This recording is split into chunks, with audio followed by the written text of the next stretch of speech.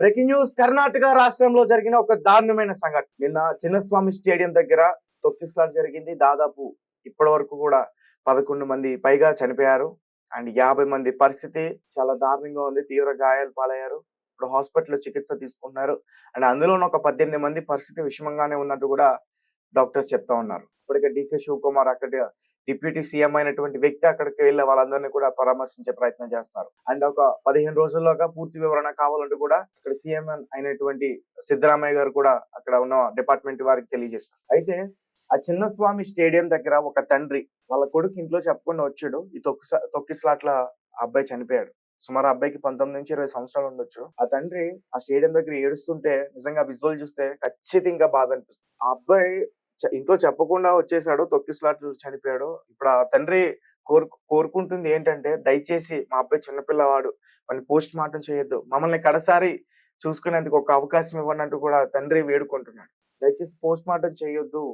CM వచ్చినా లేకపోతే deputy CM వచ్చినా పిఎం వచ్చినా నా కొడుకు ప్రాణాలను అయితే మీరు తిరిగి తీసుకుని రాలేరు కదా. దాని చేత నా కొడుకు ఎలా అయితే చనిపోయాడో ఆ శవాన్ని నాకు అప్పచెప్పండి. నాకు, నా కుటుంబానికి, వాళ్ళ తల్లికి కడసారి చూసుకునేందుకు ఒక్క అవకాశం ఉన్నట్టు కూడా ఏడుస్తున్నాను. నిజానికి ఎంత బాధ అనిపిస్తుంది అంటే చాలా బాధ అనిపిస్తుంది నిజంగా.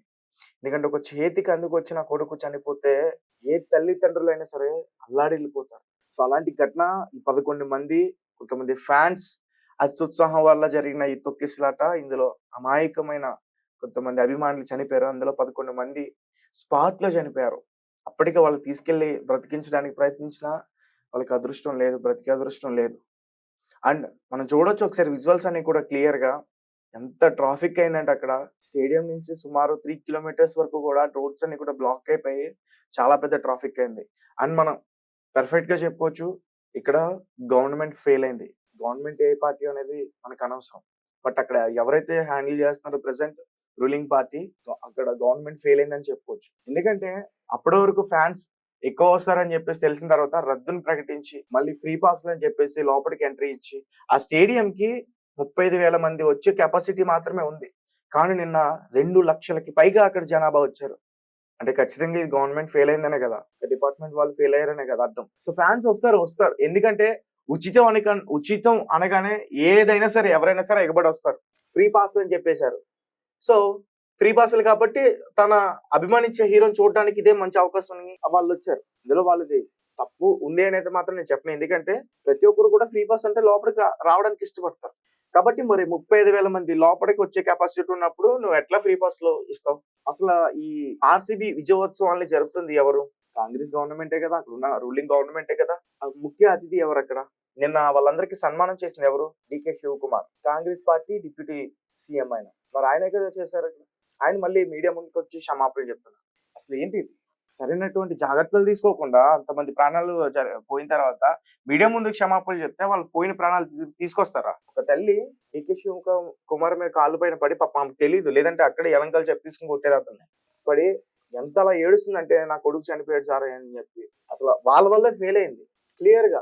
అండ్ దీనికి సంబంధించి కోహ్లీ అలాగే కొంతమంది క్రికెటర్స్ ఆర్సీబీలో ఉన్న ఆ క్రికెటర్స్ కూడా వాళ్ళు పోస్ట్ చేశారు వాళ్ళ ఇన్స్టాగ్రామ్ లో కానీ వాళ్ళ ఎక్స్ అకౌంట్ లో కానీ.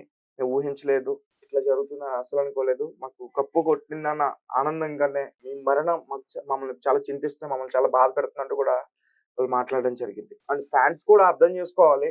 ఎందుకంటే మితిమీరిపోయిన అభిమానం, అత్యుత్సాహం ప్రదర్శించి అక్కడ కొంతమంది డ్రింక్ చేసి రావచ్చు, లేకపోతే ఇంకా ఏదైనా చేసి రావచ్చు. వాళ్ళు చేసే వల్ల పక్కన వాళ్ళు చాలా ఇబ్బంది పడుతున్నారు. ఒక గ్రూప్ వచ్చింది, ఆ గ్రూప్ లో 2 మరణించారు. ఫ్రెండ్స్ అందరూ కలిసి సరదాగా వచ్చారు చూద్దామని, తన అభిమానించే హీరోని చూడొచ్చని చనిపోయారు. సో ఇప్పటి వరకు 11 మంది అయితే చనిపోయారు.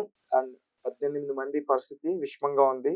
అంటే చెప్పలేం, వెంటిలేటర్ మీద ఉన్నారు ప్రస్తుతం. అయినా వాళ్ళు నెక్స్ట్ 50 మంది పైగా చాలా తీవ్ర గాయాలు పాలంటారు. నాకు తెలిసి 200 మంది పైగానే కళ్ళు తిరిగి పడిపోయారంట నేను ఆ స్టేడియంలో. సో దీని గవర్నమెంట్ ఫెయిల్ అయిందని చెప్పుకోవచ్చు. దీనికి ఆర్సీబీ ఫ్రాంచైజీకి ఎటువంటి సంబంధం లేదు. ఎందుకంటే వీళ్ళు ఏర్పాట్లు చేస్తేనే కదా వాళ్ళు వచ్చేది. వాళ్ళు హ్యాపీగా కప్ కొట్టేసారు, నేను సెలబ్రేట్ చేసుకుని వెళ్ళిపోవచ్చు వాళ్ళు హ్యాపీగా. కానీ ఫ్యాన్స్ కోసం పెట్టారని చెప్పేసి పైగా కర్ణాటక స్టేట్ అక్కడ ఐపీఎల్ టీం, అది బెంగళూరు టీం కాబట్టి వాళ్ళు అరేంజ్ చేశారు కాబట్టి వీళ్ళు వచ్చారు. సో చాలా మంది ఏంటంటే వీళ్ళందరినీ కూడా తప్పుపట్టే ప్రయత్నం చేస్తారు, మీ వల్లే. వాళ్ళు హ్యాపీగా వాళ్ళ కెరియర్ ని బిల్డ్ చేసుకున్నారు, క్రికెట్ ఆడారు, అభిమానిస్తున్నారు. ఎవడు అభిమానించమన్నారు వాళ్ళని? సో చాలా మంది తప్పుపట్టే ప్రయత్నం చేస్తున్నారు. అదంతా కూడా చెప్పడం టాపిక్ వేరే వెళ్ళిపోతుంది.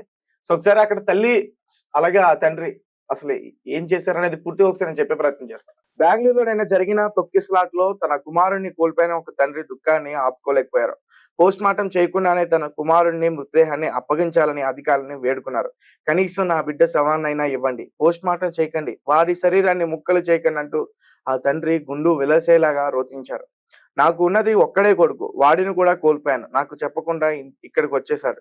ఇప్పుడు ముఖ్యమంత్రి ఉప ముఖ్యమంత్రి రావచ్చు గాని నా కొడుకును ఎవరు తీసుకురాలేరు కదా అంటూ ఆయన్ని కన్నీరు మున్నీరుగా బెంగళూరులోని చిన్నస్వామి స్టేడియం లోపల నిన్న సాయంత్రం జరిగిన ఆర్సీబీ విజయోత్సవ సంబరాల్లో చోటు చేసుకున్న తొక్కిసలాట్ లో మరణించిన 11 మంది క్రికెట్ అభిమానుల్లో ఆయన కుమారుడు ఒకరు.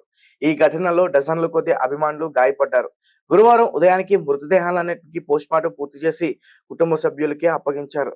స్థానిక ఫ్రాంచైజ్ రాయల్ ఛాలెంజర్స్ బెంగళూరు 18 ఏళ్ల తర్వాత తొలిసారిగా ఐపీఎల్ టైటిల్ గెలవడంతో ఆ విజయాన్ని పురస్కరించుకుని భారీ సంబరాలకు పిలుపునిచ్చారు.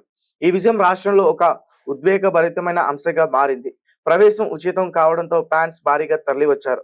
స్టేడియం లోపల సంబరాలు జరుగుతుండగా బయట పరిస్థితి అదుపు తప్పింది. అంచనాలకు మించి జనం రావడంతో స్టేడియంకున్న ఇరుకైన ప్రవేశ మార్గాలు కిక్కిరిసిపోయాయి.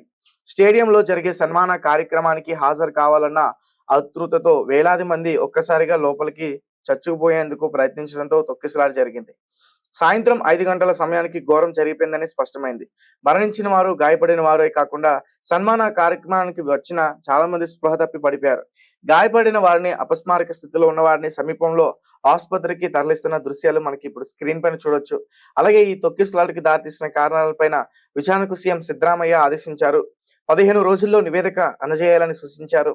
వేదిక వద్ద జనం అధికంగా గుమిగూడడంపై ఉప ముఖ్యమంత్రి డీకే శివకుమార్ క్షమాపణలు తెలిపారు. కార్యక్రమాన్ని వీలైనంత త్వరగా ముగించేందుకు అన్ని ప్రయత్నాలు చేశామని ఆయన అన్నారు. సో గైస్ చూస్తున్నారు కదా, సో ఇక్కడ గవర్నమెంట్ ఫెయిల్ అయిందని చెప్పుకోవచ్చు. ఎందుకంటే ఫ్రీ పాస్లు పెట్టింది వాళ్ళే కాబట్టి. 35,000 మంది కెపాసిటీ ఉన్నప్పుడు ఒక స్టేడియంలో 2 లక్షల మంది జనాభా తన అభిమానించే హీరోని చూడడానికి వస్తారని ఖచ్చితంగా అనుకోవాలి. కానీ వీళ్ళు ఫ్రీ పాస్లు పెట్టేసి అధిక జనం రావడం వల్ల తొక్కిసలాట జరిగింది. కాబట్టి ఈ ఫెయిల్యూర్ ఖచ్చితంగా గవర్నమెంట్. మీరేమంటారు?